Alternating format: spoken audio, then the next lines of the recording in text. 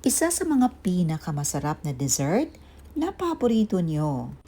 Talagang nakakatakam at masarap balik-balikan. Tara, samahan nyo akong gumawa nito. So sa recipe ito gagamit tayo dito ng paborito nating avocado. Hiwain lang natin yan. Pagkatapos, ating i-grate. Nakagaya ng ganito. 2 pack ng all-purpose cream, Graham's crackers at 1 can condensed milk.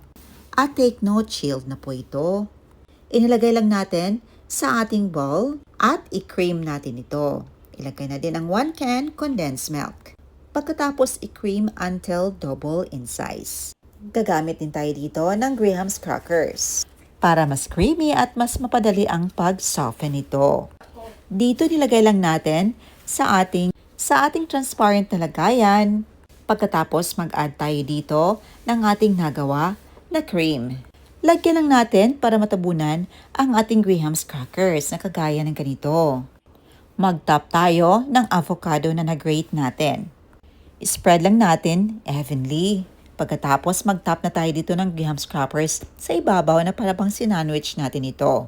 I-alternate natin ang paglagay ng ating cream, lagyan ng grated na avocado, at sa ibabaw nito, lagyan naman natin ng ating na-grate na avocado. Mag-grate na tayo ng cheese sa ibabaw. Mas madaming cheese, mas masarap.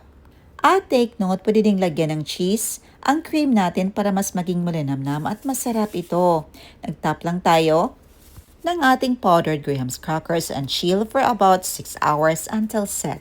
And after 6 hours, so ito na, ready to serve na ang ating napakasarap na avocado float.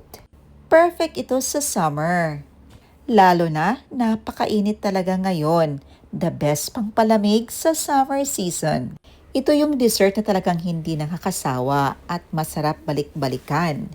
Perfect ang timpla, napakalinamnam talaga. Ayan lang po, salamat sa panonood. See you in my next vlog. God bless you all and stay safe everyone. Bye and enjoy!